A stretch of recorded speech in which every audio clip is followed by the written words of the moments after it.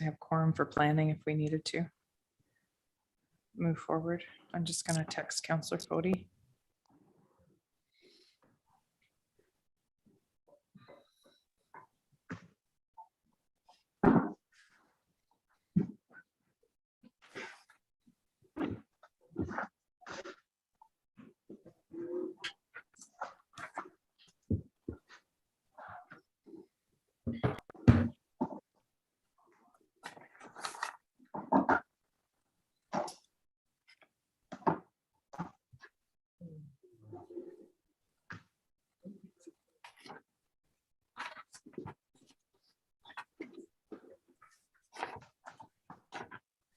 Do you know how to recognize them?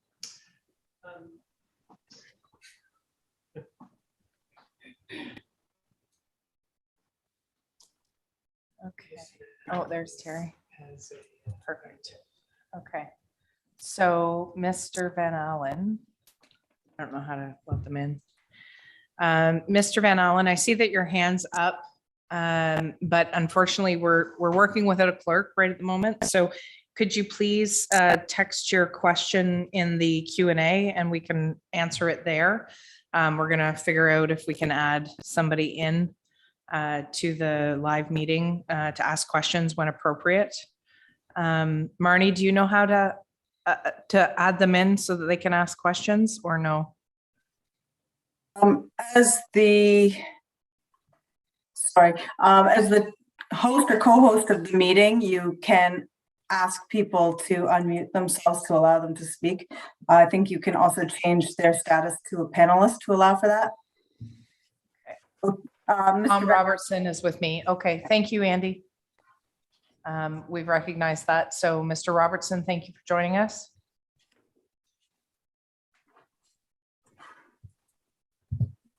Okay. So it is 5:46. So I'm going to call this meeting to order. And this is a planning meeting. For the first meeting is in regards to Baker 2092 Blue Mountain Road. I'll call for any declarations of interest. Does anybody have an interest to declare at this point? I don't see any hands going up. So I'll read the public meeting introduction. Public meeting introduction goes as follows. Personal information collected at this public hearing is collected under the authority of the Planning Act and will be used to assist in making a decision on this matter. All names, addresses, opinions, and comments are collected and form part of the minutes, which are available to the public. Questions regarding this collection should be forwarded to the Director of Planning, who is Marnie Venditti. The purpose of public meetings is to present planning applications in a public forum. Following presentations by the applicant or staff, council members will be afforded an opportunity to ask questions for clarification or further information. The meeting will then be open to the public for comments and questions. When you speak, please provide your name and address for the recording in the minutes. All comments should be directed to myself, the chair of the meeting. The applicant will be provided with the opportunity to address public questions once all members of the public have made their submissions.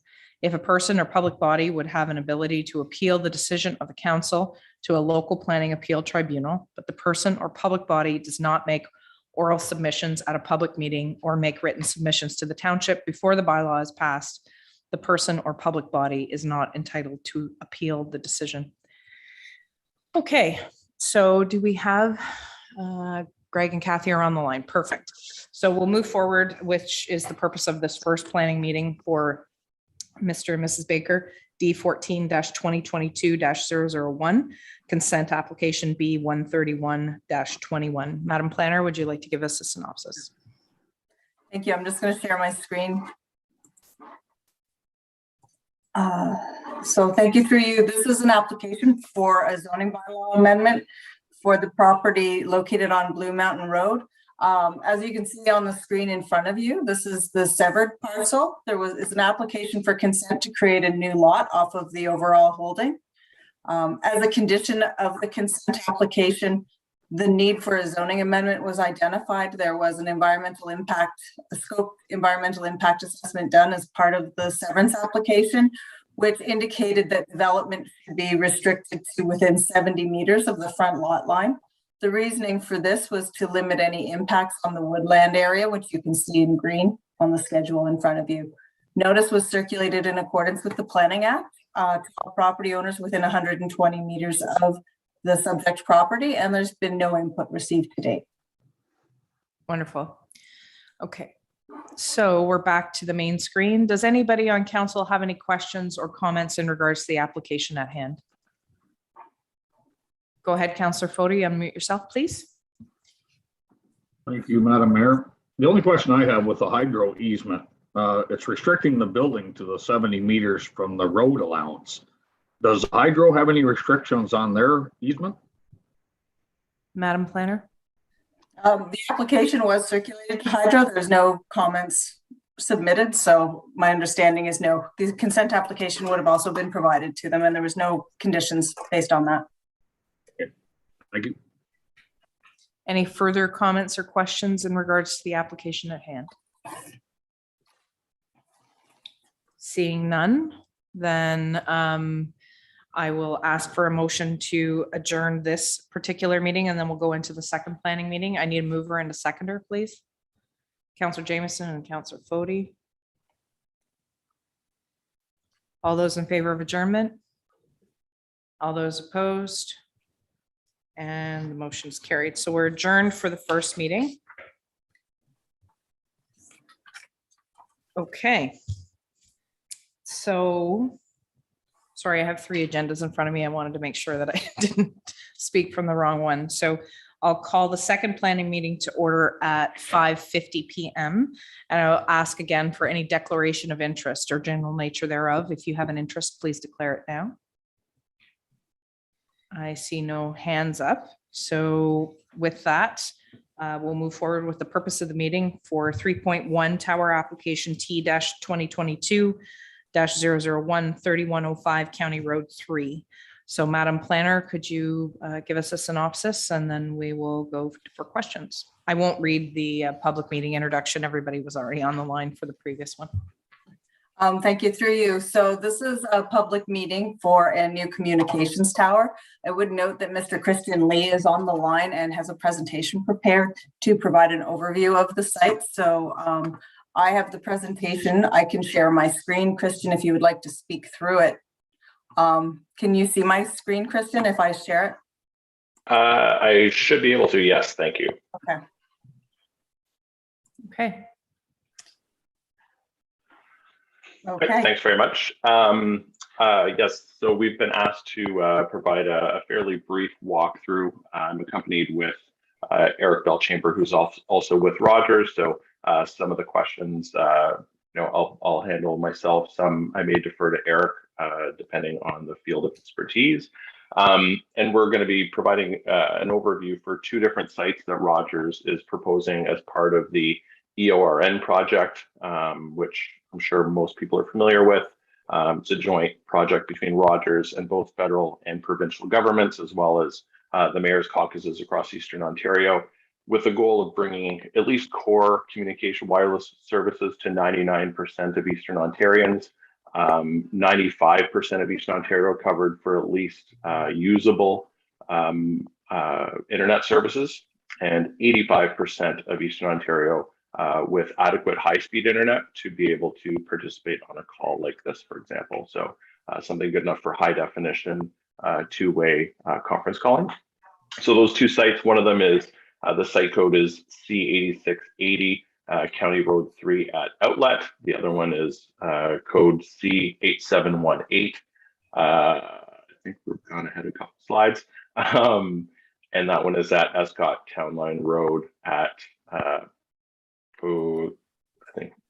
at Slade Road. Yeah.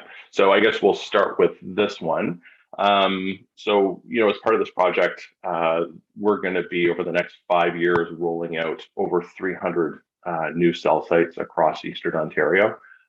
So this is to provide a very, very fulsome wireless and broadband coverage across the entire region. To do that, it's a pretty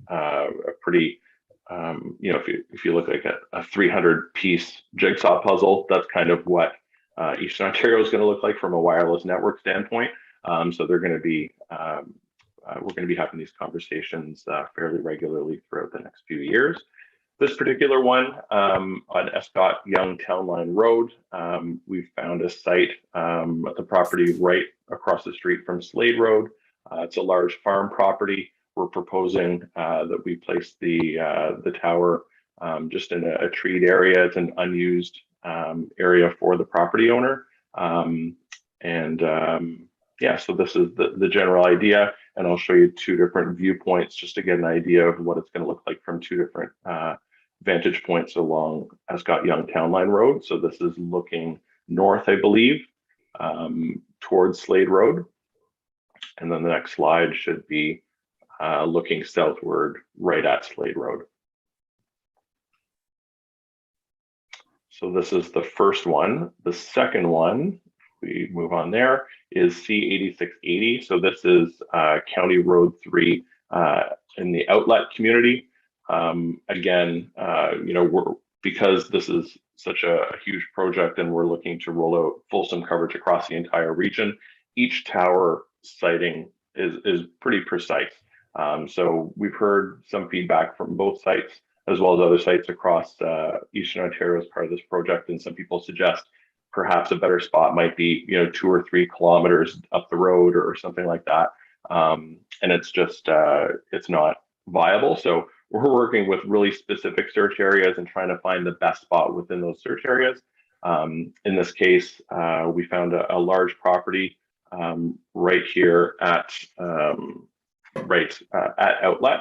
The tower site is on top of a rock crop that's tree covered as well. It offers some natural screening from a visual standpoint. And again, we've got two different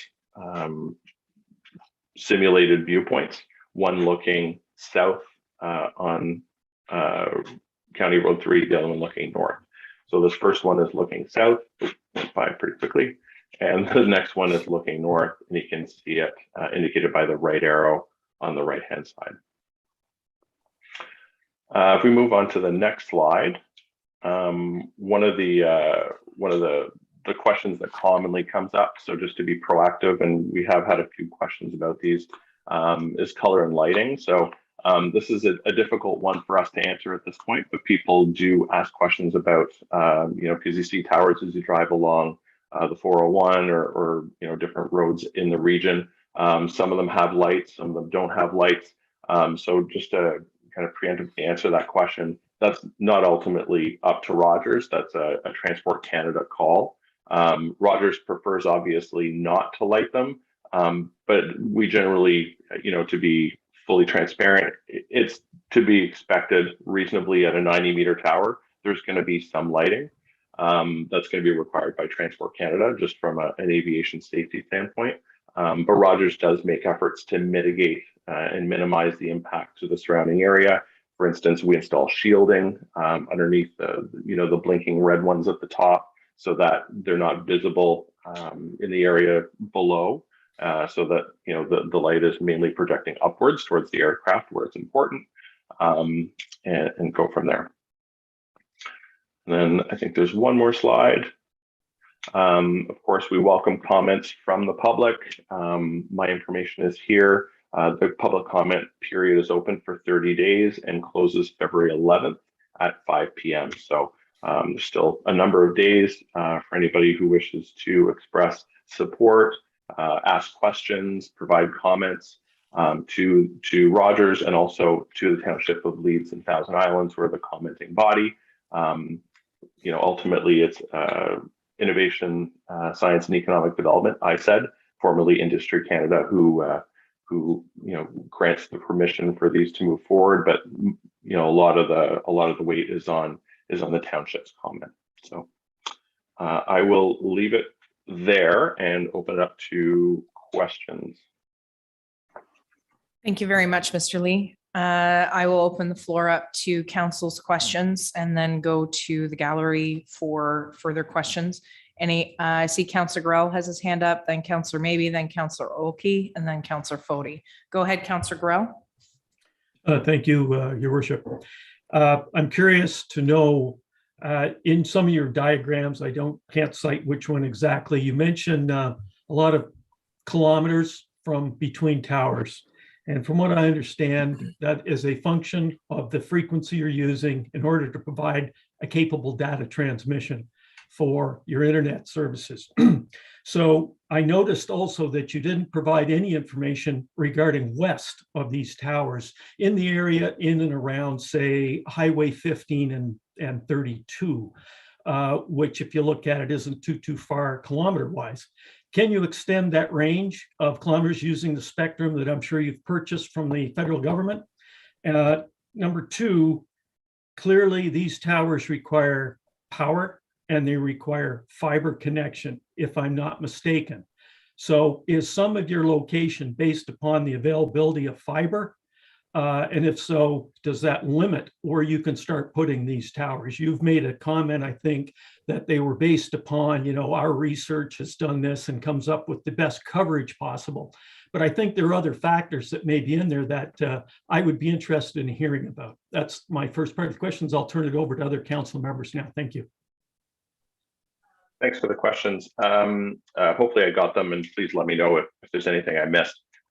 So I think you're referencing the, some documents that were beyond what was just immediately shared, but happy to answer. So a tower like this, like a 90-meter guide tower, working within the power and the spectrum that we're licensed to work within, the effective area, and there's no black and white because it depends a lot on topography and use and things like that. But typically, for this type of installation, it's about 4 to 5 kilometers. And there's not really a lot of opportunity to dial that up or down or anything like that. That's just kind of the function of the technology itself. You mentioned westward towards Highway 15 and 32. If you recall, we actually submitted an application, it was 2 years ago, for a site there. So that there is another site that's going to be servicing that immediate area. So that kind of answers that question. So it seems like a lot of work and a lot of money to service a fairly small area, and that's because it is. So it's a very costly process. So what this EORN project has allowed Rogers to do, and allowed, I guess, the Eastern Ontario communities to benefit from, is areas where there wasn't generally a business case to provide service. Now there is, with the help of the public funds. So I'll kind of clumsily bridge into the next part of the question. You're asking about power and fiber. Absolutely does need power. So, putting a tower somewhere that's 2 kilometers away from the power source just isn't practical. The costs are astronomical. However, it does not require a fiber connection. So if fiber is in the area, that's great, and we'll always use it. If it's not in the area, we do have the ability to use microwave backlinks, where we can just kind of bounce from one tower to the next until we get to one that's connected to fiber. So if you look at these towers that are across the area, and you see some part way up the tower itself has an appliance on it that looks kind of like a drum, then that's what that microwave link is. So that's what we do when there's no fiber. Okay, so Councillor Gorell, that answers your questions sufficiently? Go ahead, you can follow up. This is an EORN-based project, and I know you guys are putting in a substantial chunk of money into this, if I remember the numbers correctly. Regarding, and I don't want to take it too far away from the purpose of this meeting. It's a public meeting, so people have a right to speak their mind, but I'd like people also to understand what this is about. And your written submission on specifically site selection and justification is a very well-written report. And I see that, again, we're talking about the possibility of the wireless. So these towers, does it need to be 300 feet, 90 meters? Can it be shorter? Or does that interfere with the concept of your coverage of, you mentioned it's as little as 6 kilometers. So your frequency is a little higher in order to produce more data, or to allow a better data link, I assume, because older stuff would go 16 kilometers or so, if I'm not mistaken. So scalability and sustainability were 2 words that the province has thrown around. Over time, I'm assuming that you're going to provide a minimum of up to 50-10 on these towers, because that is the stated goal from EORN and the province.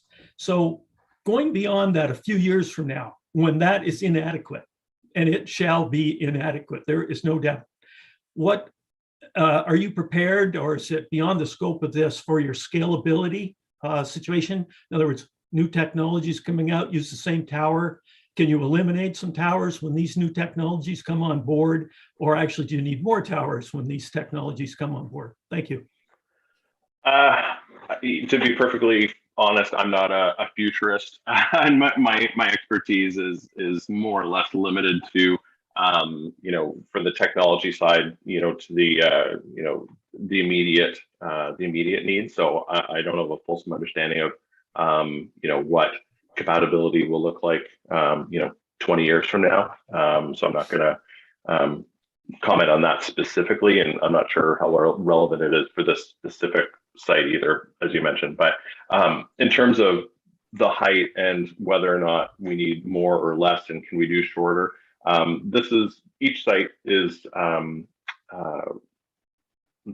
network engineers propose a very specific height based on a specific area. So as part of the EORN projects, some of the sites are 105 meters, some of them are 91, some of them are 70, some of them are 50. It depends on the population density, it depends on the topography, it depends on the volume of use that each site gets. To generally answer your question, as technology evolves, we typically need more, not fewer. So you don't often hear about cell towers being decommissioned, because that's typically, as the demand grows, we need more of them. So I'm not sure if that answers your question. Hopefully it does within my limited scope here. In terms of a shorter one, the other complication, of course, and I'm not sure these particular sites, each of them, but also whenever there's not a fiber uplink to be able to do that microwave, that also requires a taller tower, because it needs to be able to see others. It needs to have that line of sight. So that's why you typically don't see shorter towers in areas without fiber connections. Thank you. Thank you very much. Thank you. We'll go forward with Councillor Maybe, then Councillor Olkey, then Councillor Foti.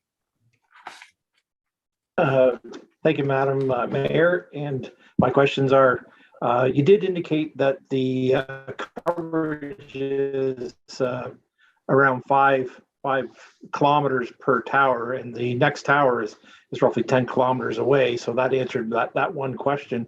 Is there any appetite for anybody sharing the tower? In the past, we have had some of that happen, but also a big question, because there are other services available, and will there be sharing of the services on your tower? Thank you.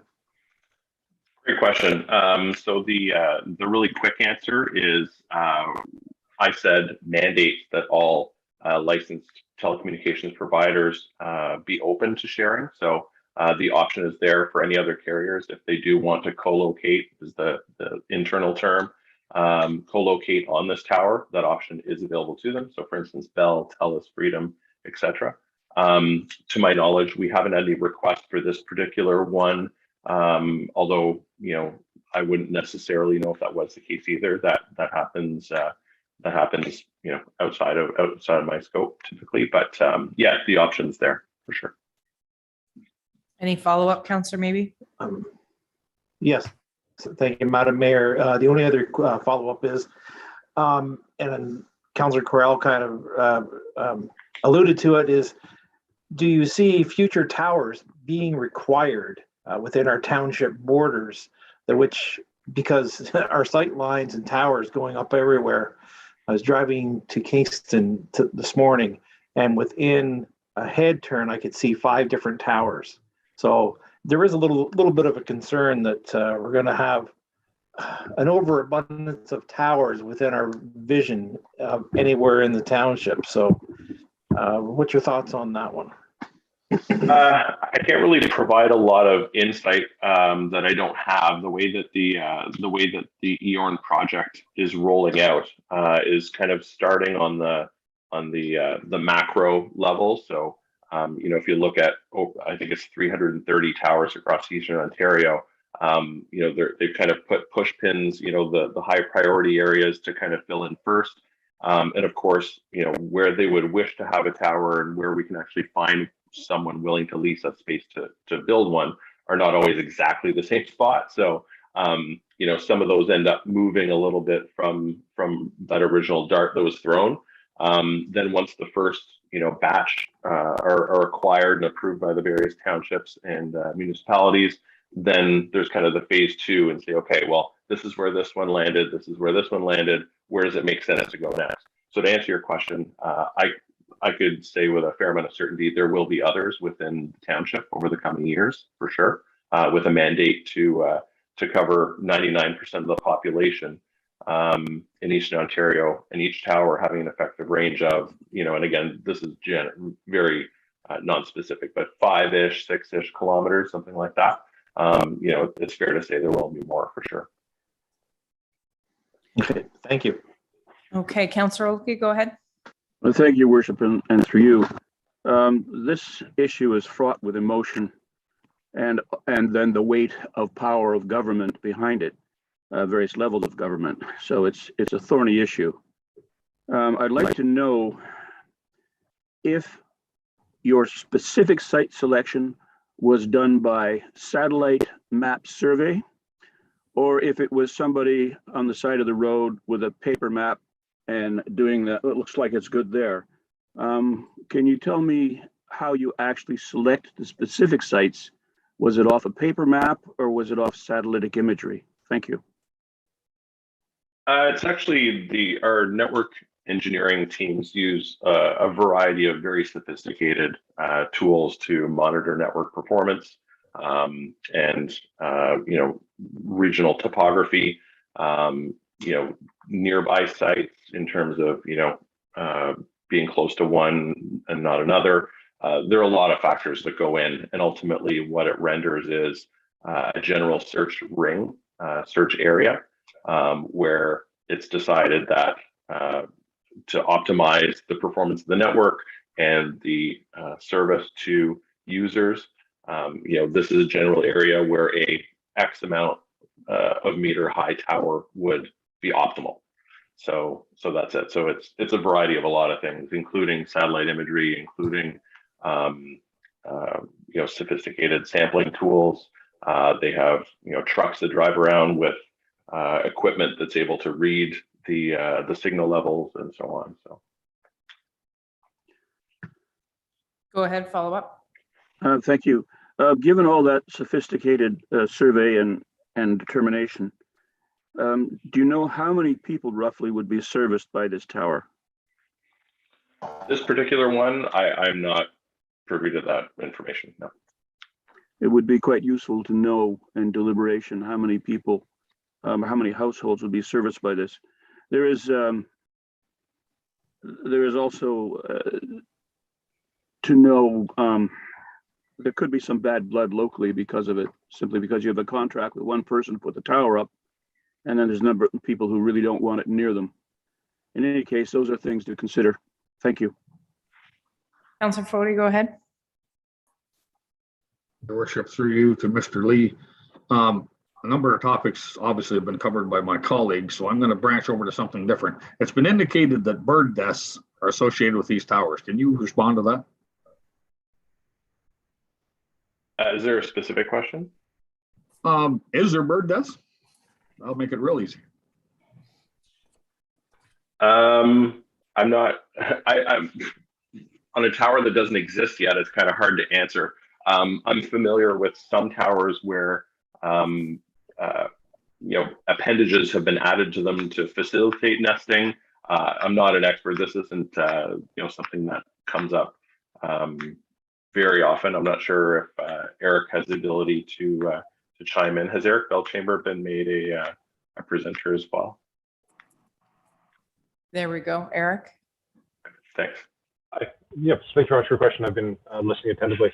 When it comes to bird deaths and tower strikes, there is not a great deal of information currently about a meaningful impact to birds flying into towers. At night, we have flashing red lights. During the day, it's a white light, and they're deemed to be within the scope of aviation safety, while also respecting the natural environment. And we find that at guide tower sites like these, we're not coming across dead birds. Okay, thank you. With regards to the lights that you just mentioned, that is also another pushback point from some residents in the vicinity of this tower, Charleston Lake being one of the jewels of our township. I myself have a lot of hesitancy, and listening to your earlier presentation of 5 kilometer range, I can envision just a pins and needles map down the road someday of these towers being located every 5 to 6 kilometers from each other in circumference, I suppose. With that in mind, am I too bold to ask, is there a plan B if we deny this site? Well, as Christian mentioned before, the lighting is required by Transport Canada, and we have to abide by whatever requirements they indicate. We have come a long way from the towers that were built 15, 20, 30, 40 years ago that didn't have these large domes underneath the lights to protect the light from being cast downwards. The more recent towers we have, in particular along Highway 17 at Cobden, I've driven past it at night numerous times, and yes, there's a small flashing light at the top, but it is not an overbearing source of red illumination that keeps people up at night. In fact, the landlord at that particular site, Chris Olmsted, is a municipal council in the township of Whitewater region, and he lives essentially below the tower, and he says it is a non-issue. Okay, thank you. Well, I guess it comes down to a point of our desire to get the township wired in, if we will, versus the trade-offs we have to deal with. Thank you. And while I can just address your second point about is there a plan B? No, to be honest, there is no plan B. We're given a search ring within which we have to find a willing landlord and a site that works and checks all of the boxes on our list. And this is an ideal site from our point of view that will enable the connectivity of your constituents and really provide a meaningful impact in being able to place calls and be connected, essentially, as you said. Okay, thank you. Thank you. I'm going to recognize Councillor Jameson, and then I think Councillor Olkey had put his hand back up again. Go ahead, Councillor Jameson. Just on Councillor Olkey's points about impacts people feel up there, but putting the emotion aside, I took a drive up there again, up and down the roads, and two things. One, we should probably clearly understand what council actually can do to approve or not approve. Are we really in that position? Which is something we could discuss in regular meeting. But two, driving all through there, and I just for the life of me understand the limitations of each tower, and there's nobody there right now. There's nobody there a good 6 months of the year. Every driveway I drove by isn't plowed for the most part because it's seasonal. So I know there's a lot of public money going into this, and we need to be mindful of that as a council.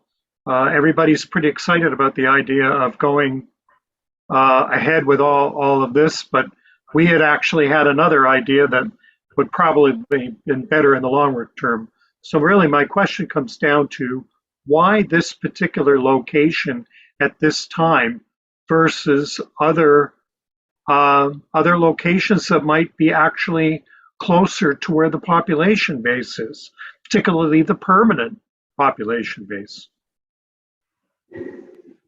Well, like I said earlier, the goal of the ERN project is to cover 99% of Eastern Ontario, at least with basic coverage. The places that are more populated than areas like this are already covered typically. A lot of the places that we're covering are areas just like this. So it's, in some instances where there's nobody for miles, and it's a matter of public safety and, being able to make a phone call if your car breaks down or be able to call for help if you're out for a hike and have a heart attack or something like that. So, you know, the mandate is to find a site for a tower, you know, within a very specific area. These happen to be the two areas that we're presenting this evening. And it's basically coming down to, you know, is it a wildly inappropriate place for this type of facility? Okay. Councillor Olkey, did you have something to add, or? Yes, thank you, Your Worship, and through you.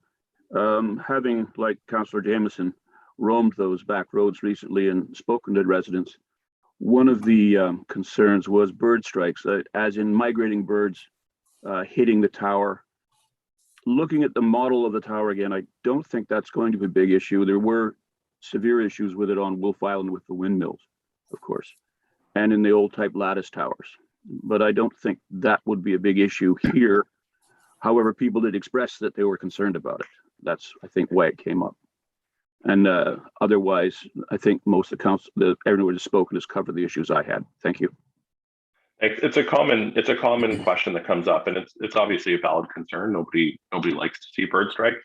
At the same time, around the discussion of siting this particular tower here or a couple of 100 meters somewhere else, you know, ultimately, if we all agree that infrastructure needs to exist, you know, the birds kind of migrate all over this region, right? So it's one of these things that's not specific to this particular siting, I don't think, right? Okay, so I'll just make a couple of comments in regards to the questions and the discussion that's happened so far. The point that Councillor Jameson made in regards to this being a seasonal area, part of the reason it's seasonal is that it's not connected. People don't tend to, so, and I'm realizing that, you know, some people come for the quiet nature and the disconnection. So I don't want to, I certainly don't look down upon that. But part of the challenge is living north of the village a good chunk of my life. And anytime I come up to Sealy's Bay to see my fellow councillor people, I can't talk to them on the way, or I can't make calls on the way because they're dropping all along the way. So that's not just specific to the outlet, but along County Road 3. So there's that. But that the public safety point, you know, we've had very real comments made even by people running in the previous election about the fact that, you know, if they've had somebody had a medical emergency and weren't able to call because they couldn't get any service and had to go down the road to the next wired place. But we can't debate about the wired option that we did give the province. Unfortunately, they've decided to go a different way. So this application comes forward to help fill a gap at this point. But okay, so I don't see any other councillor hands go up. I will recognize any of the attendees who may like to speak or make a point or ask a question. I just ask that you identify yourself. Please put your hand up if you'd like to ask questions. Or so Mr. Van Allen, I believe Mr. Robertson is with you, so we'll allow you to talk. And if you want to unmute yourself and state your name and your address, please. I'll go first. There we go. Excuse me. Thank you very much. My name is Tom Robertson, and I live at 3107 County Road 3. That tower will be about 600 feet, 660 feet from my house. It won't be that far. You, when you take a look at the pictures, as pointed out, are all on ground level, showing just trees and bush. They don't show people. They don't show my house. As a matter of fact, one of them, the inset, is blocked on my driveway. You drive up to my house, and the tower will be up on Ryan's property adjacent to my land. So if you could bring up that picture again, I'll actually show you. We live there. We have lived there on that 60-acre lot for the past 32 years. Everybody's talking about this thing. I'm making notes and I'm shaking when I think that nobody has ever been concerned about the people that are living right beside the tower. I will walk out of my kitchen and look at a tower. The other way. Show the overhead one. Yeah, That doesn't show anything. There are that my house is hidden under that number 1. That's correct. My driveway is right there. That's all you mowed there. This, you can see the area that I have mowed. You can see my house. You can see what's left of the barn. That is in direct height and altitude as a proposed tower. I will be walking, as you see, I live east. There's no west because I'm behind County Road 3. I found out about this thing 3 weeks ago. I am so upset and I am shaking. You can see the area that I mow and I've turned into natural land. I got 7,000 trees that I planted 28 years ago that surround that light green shade of area. My property goes down to the upper left-hand corner of that property. This tower, I'm going to look at day and night, and that little red light, I'll be looking at all the time. I didn't know anything about this. This is, you talk about emotional. This is behind the scenes. This is behind my back. That's my property, and I'm going to be looking at that damn tower. Mr. Robertson, thank you for your comments. As far as being made aware, that's why this planning meeting is happening, so that you have the ability to make comments and provide I have the feedback. ability to make comments. This has been going on for I don't know how long. And we have to get everything wrapped up. I've been around. I talked to 8 of our neighbors. I can't even refer to my notes anymore because this thing is really annoying me. I've gone to the Willoughbys, the Crosses, the Laffertys, the Twists, the Stevensons, the Jacksons, Bob Hamill, all of which live down towards the number 2 on that, all of which do not want a tower that they walk out of their homes and look at. This thing is about 70 or 80 feet above the ground level, where you've indicated right there. Yeah, the tower is about 70 feet above the ground level to the right, in line with my house. And another 300 feet on top of that, shining over all of that area. You can see what it's doing to the residents that live on County Road 3 on the west side. The other person that's not even there, that doesn't have any say in this matter, is the Delaney's. They're not even home right now. Those homes that we talk about doesn't matter because they're only part-time because they don't have cell coverage. They're part-time because they enjoy this area in the summertime. They live here in the summertime. They're taxpayers. They have a right to know about this. This is absolutely ridiculous that they don't know what they're going to come. They're going to see this tower going up and say, what's that? I've done everything I can, and my neighbors have done everything they can to protect this area. This area does not service or should not be serviced by a cell tower. Which one of you would like a 300-foot tower next to their home? Maybe Mr. Christian would like it, the guy that works for Rogers. I don't want it. Is there any specific question you would like answered? I don't want to. What do I have to do not to have it happen?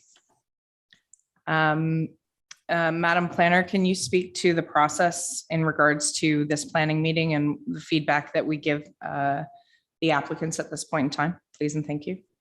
Certainly. So there is a report on the committee of the whole agenda for later this evening. As indicated by Mr. Christian, or not Mr. Christian, sorry, Mr. Lee in his presentation, the comment period is still open for them to receive comments until February 11th. So there will be a report on the count, or there is a report or the recommendation from this evening will go forward to council at the meeting next week.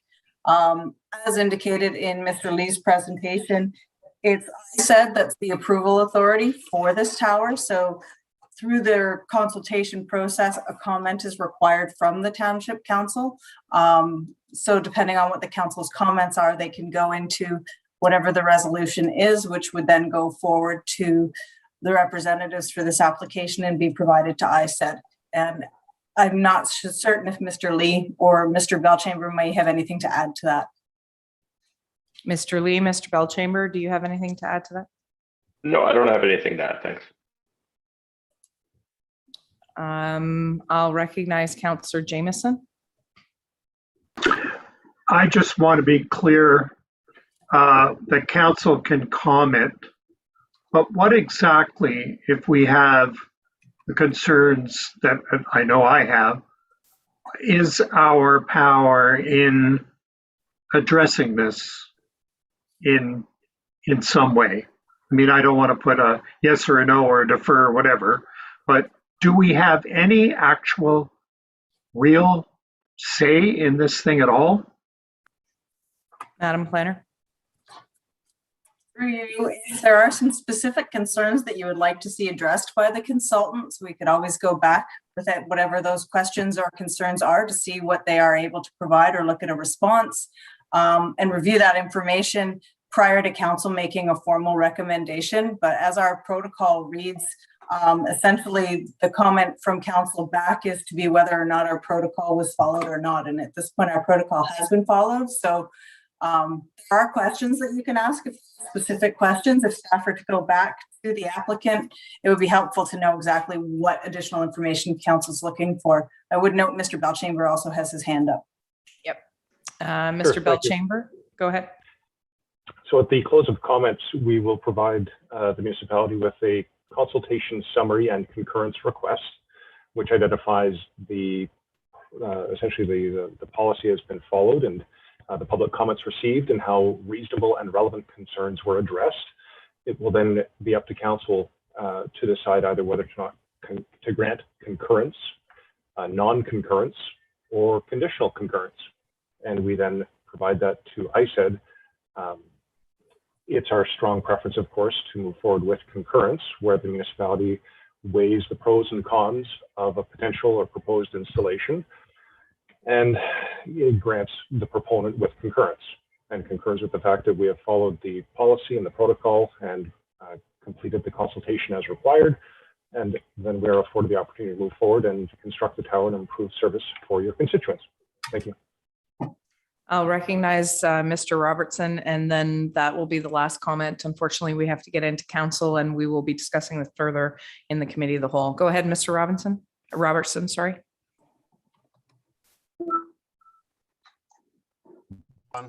I do apologize. This has been weighing on me and my family for the last 3 weeks since I found out about this thing. And I do apologize for not being level-headed. I fail to understand why Rogers is giving me an opportunity right now to send in my complaints when this thing came up a year ago, whatever it was, when they're sitting around Ryan's table and signing documents, that the people that is going to be most affected by it are not involved in any part of a conversation. Why does the neighborhood get left out? Can Christian answer that question for me? Yeah. Go ahead. Sure. No, you're not being left out. That's exactly the purpose of this meeting, is to not leave you out. This is your opportunity to provide feedback and ask questions. So there will be further discussion on this at the committee of the whole. Mr. Robertson, you are welcome to attend committee of the whole as well. It's further on down our agenda after in staff reports. We do allow further comment in the committee of the whole. I would just ask that if your point's been made, I think it's been very clear here during the planning meeting that will give our councillors the ability to debate that at committee of the whole, to send comments back with the planner to make further comments that have been requested by Rogers. So is there any further comments or questions? I'll recognize you again, Mr. Robertson, but it really needs to be the last comment made because I need to get into council at this point. Okay, this is Andy Van Allen speaking this time. Okay. Now, my question is, he said this is a wired held tower. How far out do those wires go? In regards to the actual tower and the guide wires that go out. Oh, the guide wires. Okay. Go ahead, Mr. Lee. Sure. I don't, if you give me a second, I can pull up exact distances, but typically it's 3/4 of the height of the tower is how far out they go. Although that can vary based on, that's assuming level ground, which this is not. So the engineers are the ones who have to figure that out. So if you give me 1 second, I'll, and this is about. If there's 3/4 the length of that tower, those guidelines are going on Tom's property. No, they're actually not, sir. It's Wanna 65 bet? meters. Well, We've got the I survey. I know gonna- that property well. I'm going to have to ask you to refrain from interrupting, please. As the chair of the meeting, I'll recognize you. I need to have comments come out in their entirety. Please, Mr. Belchamber, if you could finish your statement.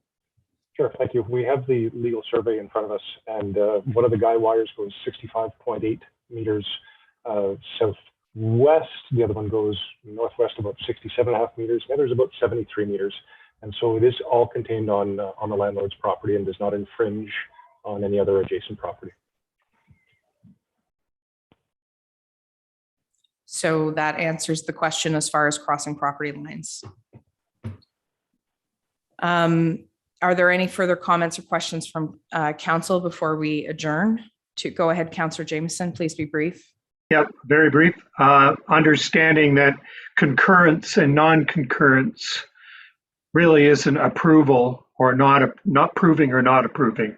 We just simply present a point of view, and Rogers or whomever else can take it into consideration.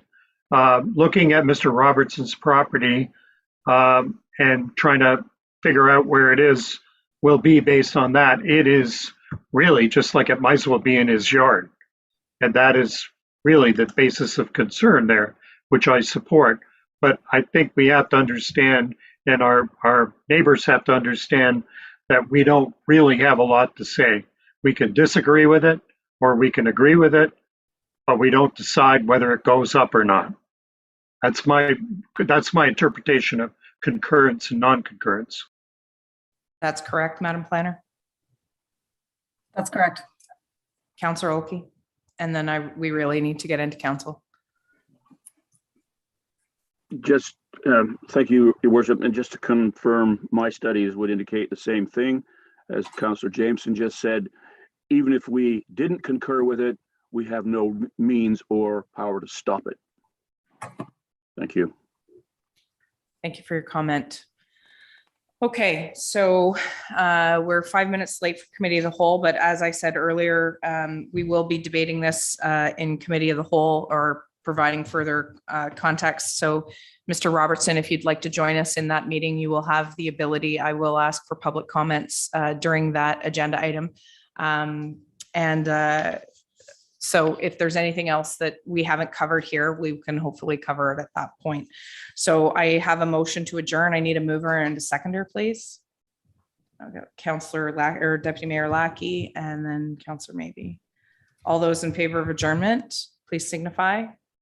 All those opposed, and we're carried. So we'll move into a committee of the whole after a short break, just to I guess, yeah, we'll just put everything on hold for 5 minutes and then get ready for our committee of the whole. Thank you.